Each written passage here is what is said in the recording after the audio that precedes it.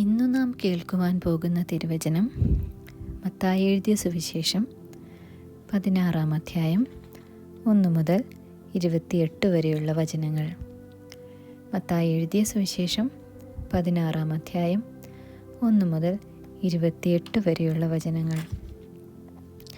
അനന്തരം പരീശന്മാരും സദൂക്യരും അടുക്കൽ വന്ന് ആകാശത്തു നിന്ന് ഒരു അടയാളം കാണിച്ചു തരണമെന്ന് അവനെ പരീക്ഷിച്ച് ചോദിച്ചു. അവരോട് അവൻ ഉത്തരം പറഞ്ഞത്, സന്ധ്യാസമയത്ത് ആകാശം ചുവന്നു കണ്ടാൽ നല്ല തെളിവാകും എന്നും രാവിലെ ആകാശം മൂടിച്ചുവന്നു കണ്ടാൽ ഇന്ന് മഴക്കോൾ ഉണ്ടാകും എന്ന് നിങ്ങൾ പറയുന്നു. ആകാശത്തിൻ്റെ ഭാവം വിവേചിപ്പാൻ നിങ്ങൾ അറിയുന്നു, എന്നാൽ കാലലക്ഷണങ്ങളെ വിവേചിപ്പാൻ കഴിയുകയില്ലയോ? ദോഷവും വ്യഭിചാരവുമുള്ള തലമുറ അടയാളം തിരയുന്നു. യോനയുടെ അടയാളമല്ലാതെ അതിന് അടയാളം ലഭിക്കുകയില്ല. പിന്നെ അവൻ അവരെ വിട്ടുപോയി. ശിഷ്യന്മാർ അക്കരെ പോകുമ്പോൾ അപ്പം എടുക്കുവാൻ മറന്നുപോയി. എന്നാൽ യേശു അവരോട്, നോക്കുവിൻ, പരീശന്മാരുടെയും സദൂക്യരുടെയും പുളിച്ച മാവ് സൂക്ഷിച്ചു കൊള്ളുവിൻ എന്ന് പറഞ്ഞു. അപ്പം കൊണ്ടുപോരായികയാലായിരിക്കും എന്ന് അവർ പരസ്പരം പറഞ്ഞു. അതറിഞ്ഞിട്ട് യേശു പറഞ്ഞത്, അല്പവിശ്വാസികളെ, അപ്പം കൊണ്ടുവരായികയാൽ പരസ്പരം പറയുന്നത് എന്ത്? ഇപ്പോഴും നിങ്ങൾ തിരിച്ചറിയുന്നില്ലയോ? 5000 പേർക്ക് 5 അപ്പം കൊടുത്തിട്ട് എത്ര കൊട്ട എടുത്തു എന്നും 4000 പേർക്ക് 7 അപ്പം കൊടുത്തിട്ട് എത്ര വട്ടി എടുത്തു എന്നും ഓർക്കുന്നില്ലയോ? പരീശന്മാരുടെയും സദൂക്യരുടെയും പുളിച്ച മാവ് സൂക്ഷിച്ചു കൊള്ളണം എന്ന് പറഞ്ഞത് അപ്പത്തെക്കുറിച്ചല്ല എന്ന് തിരിച്ചറിയാത്തത് എന്ത്? അങ്ങനെ അപ്പത്തിൻ്റെ പുളിച്ച മാവല്ല, പരീശന്മാരുടെയും സദൂക്യരുടെയും ഉപദേശമത്രേ സൂക്ഷിച്ചു കൊള്ളുവാൻ അവൻ പറഞ്ഞു എന്ന് അവർ ഗ്രഹിച്ചു.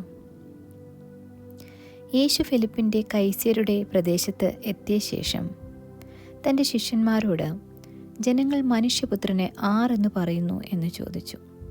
ചിലർ യോഹന്നാൻ സ്നാപകനെന്നും മറ്റു ചിലർ ഏലിയാവെന്നും വേറെ ചിലർ ഇരമ്യാവോ പ്രവാചകന്മാരിൽ ഒരുത്തനോ എന്നും പറയുന്നു എന്ന് അവർ പറഞ്ഞു.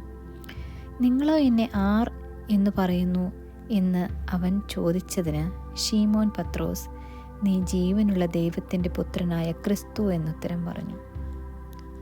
യേശു അവനോട്, ബർയോനാ ശീമോനെ, നീ ഭാഗ്യവാൻ, ജഡരക്തങ്ങളല്ല സ്വർഗസ്ഥനായ എൻ്റെ പിതാവത്രേ നിനക്കത് വെളിപ്പെടുത്തിയത്.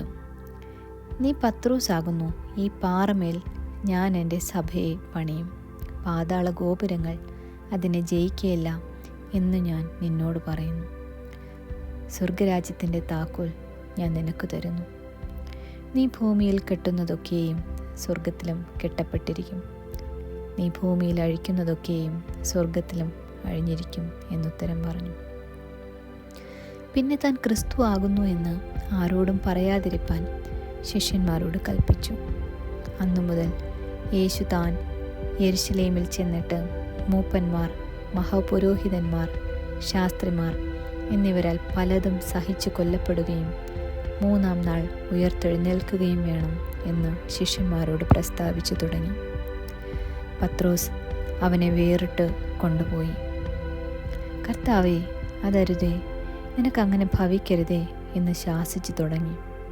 അവനോ തിരിഞ്ഞു പത്രോസിനോട്, സാത്താനേ, എന്നെ വിട്ടുപോ, നീ എനിക്ക് ഇടർച്ചയാകുന്നു, നീ ദൈവത്തിൻ്റേതല്ല മനുഷ്യരുടേതത്രേ കരുതുന്നത് എന്ന് പറഞ്ഞു. പിന്നെ യേശു ശിഷ്യന്മാരോട് പറഞ്ഞത്, ഒരുത്തൻ എൻ്റെ പിന്നാലെ വരുവാൻ ഇച്ഛിച്ചാൽ തന്നെ താൻ ത്യജിച്ച് തൻ്റെ ക്രൂശെടുത്ത് എന്നെ അനുഗമിക്കട്ടെ. ആരെങ്കിലും തൻ്റെ ജീവനെ രക്ഷിപ്പാൻ ഇച്ഛിച്ചാൽ അതിനെ കളയും. എൻ്റെ നിമിത്തം ആരെങ്കിലും തൻ്റെ ജീവനെ കളഞ്ഞാൽ അതിനെ കണ്ടെത്തും. ഒരു മനുഷ്യൻ സർവ്വലോകവും നേടിയിട്ടും തൻ്റെ ജീവനെ നഷ്ടപ്പെടുത്തിയാൽ അവൻ എന്ത് പ്രയോജനം? അല്ല, തൻ്റെ ജീവനെ വീണ്ടുകൊള്ളുവാൻ മനുഷ്യൻ എന്തു മറുവില കൊടുക്കും? മനുഷ്യപുത്രൻ തൻ്റെ പിതാവിൻ്റെ മഹത്വത്തിൽ തൻ്റെ ദൂതന്മാരുമായി വരും. അപ്പോൾ അവൻ ഓരോരുത്തനും അവനവൻ്റെ പ്രവൃത്തിക്ക് തക്കവണ്ണം പകരം നൽകും. മനുഷ്യപുത്രൻ തൻ്റെ രാജ്യത്തിൽ വരുന്നത് കാണുവോളം മരണം ആസ്വദിക്കാത്തവർ ചിലർ ഈ നിൽക്കുന്നവരിലുണ്ട് എന്ന് ഞാൻ സത്യമായി നിങ്ങളോട് പറയുന്നു.